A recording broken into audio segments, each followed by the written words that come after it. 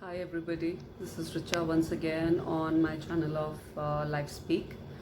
Hope you guys are doing well and taking care of yourselves during these tough times, and you're just taking care of each other, your families, everybody. Okay, today I'm here to discuss something which recently happened with me. It stirred me right till my soul. It was appalling. It was very hair raising for me. And I felt I should really talk about this subject. That why, as humanity, we are becoming so intolerant for anybody who has a different opinion, a different mindset, which differs from ours. Why do we suddenly lose our dignity and get rude and pounce on that person?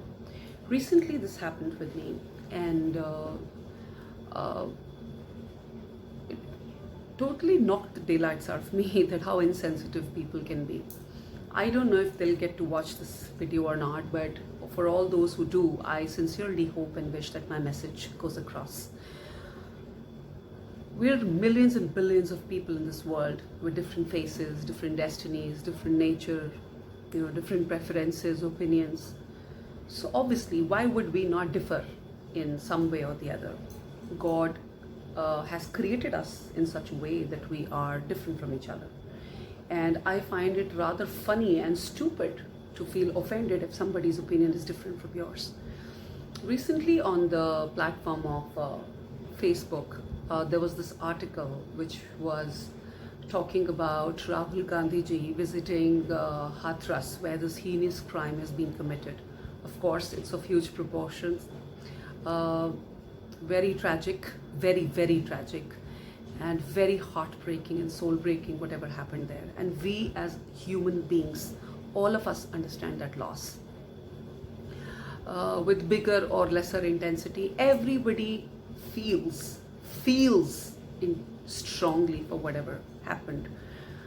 Big crime, big case of injustice, and a shame on humanity altogether.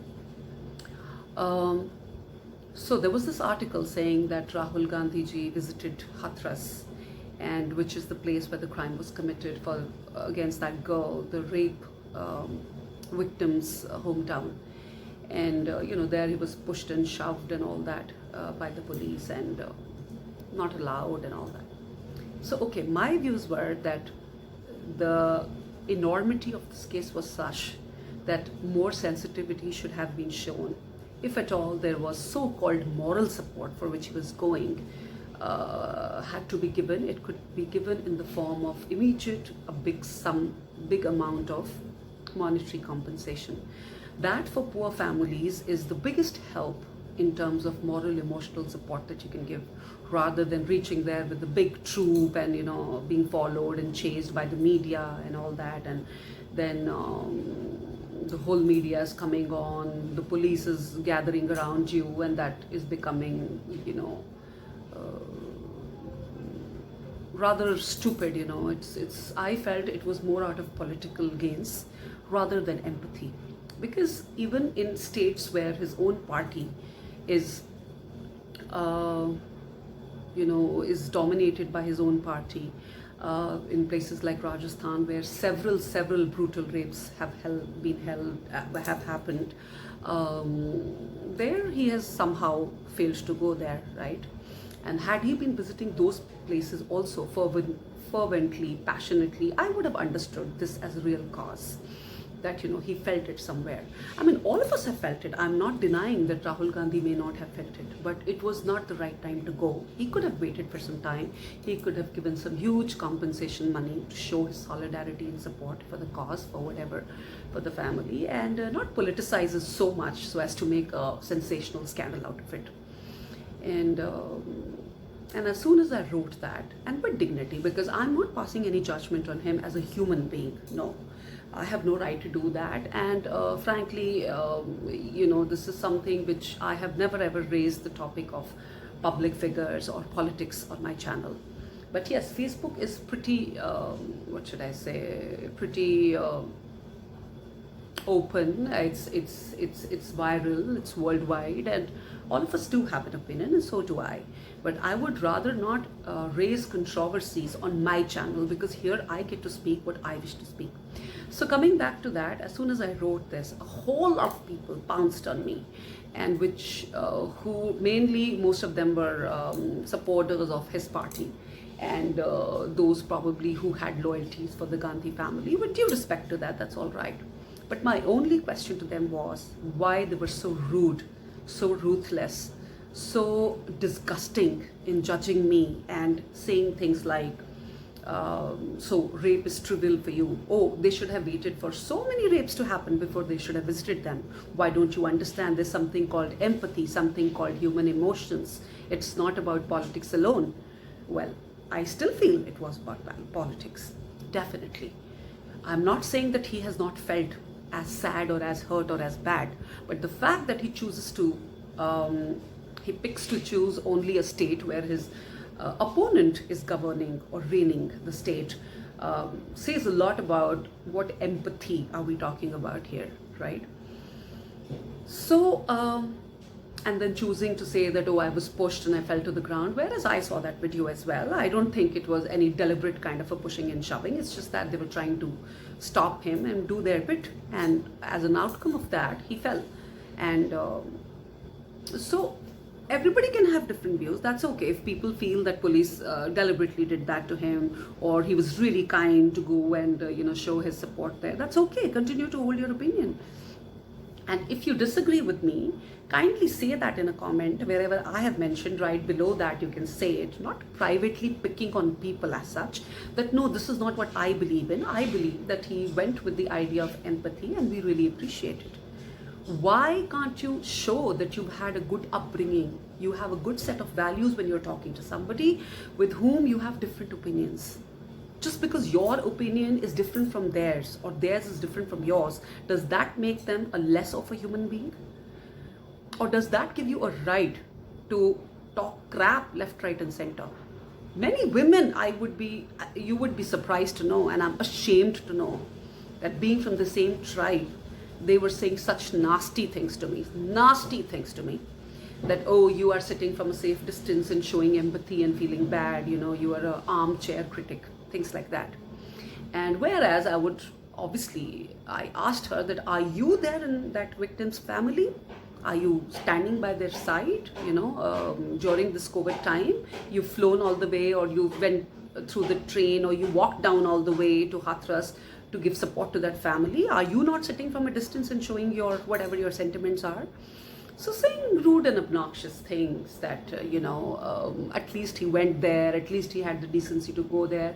And who are you to assume that I'm supporting the party in governance? No, I'm not. I'm quite neutral there, because on political front, I don't have very, biased views on any party. Why? Because I feel that the country is anyway going to the doldrums. So I'm not somebody who holds a very, separatist view about this party being better, that party being better. And even if I do, suppose if I do, I have every right to do that, right? We are the janta, we are the people who make them. So we can sit in judgment over what we feel is right or wrong. So I'm glad that everybody tried to intimidate me, but I never got intimidated. I could have taken a step back or just left the pedestal, quit it. But I chose to answer to each one of them individually, to make them feel and know and realize, I don't know how successful I was, that we are entitled to hold our own views. And I'm just saying that it was political agenda, it was not empathy. I have not targeted any rude remark at somebody's personally, whereas you are picking on my name and saying rude and nasty things to me, that, oh, was it good that she was burnt overnight and this happened and that happened? All of us know it was a heinous crime. So by saying that it's trivial for me, you're insulting the whole womankind.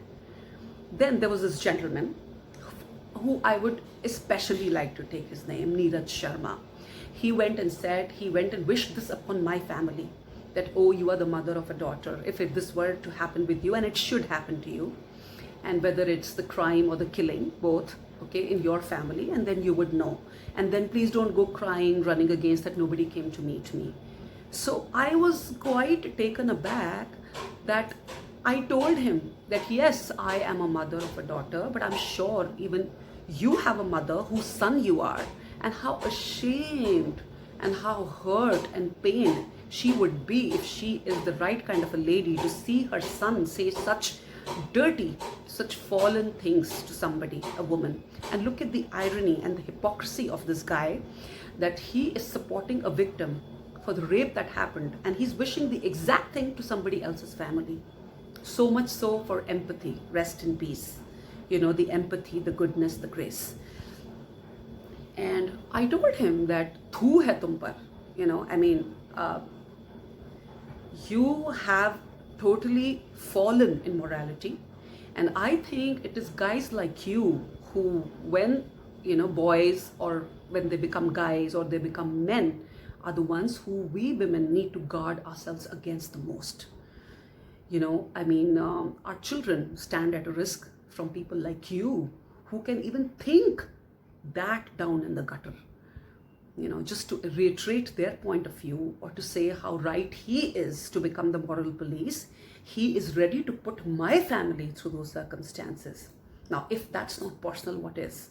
Somebody who's a stranger to me, I'm a stranger to him, and still he's picking on my name just because I'm commenting on a public site, on a public article, media article. He's saying such dirty things to me. So I told him that, you know, I would never still wish that for your women folk in your family, your mother, sister, daughter, wife, whoever, because I do have that dignity. I still have those human values, no matter what you said about them, about me. I would still, wish them well. I would wish them safety and my best wishes, and God bless them. I still wrote that.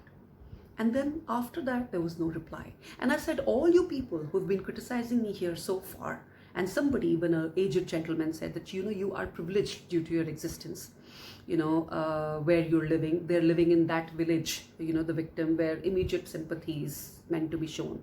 So, you know, have regard for that and all that.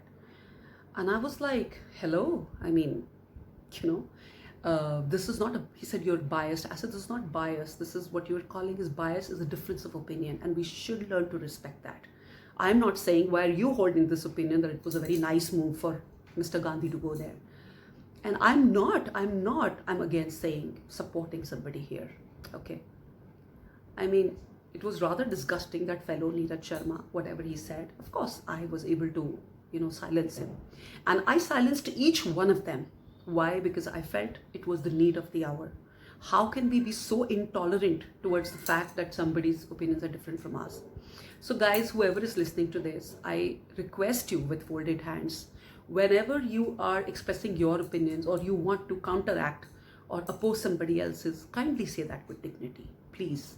Everybody is a human being with a heart, with feelings, and with their set of beliefs. And in some cases, I was reduced to answer people back in the same tone, which I hated doing, but I had to do it nevertheless. So please think for a while, be kind, and be accommodating. Don't be intolerant, because there's already too much of hatred around and too much of negativity with this COVID thing. Thank you.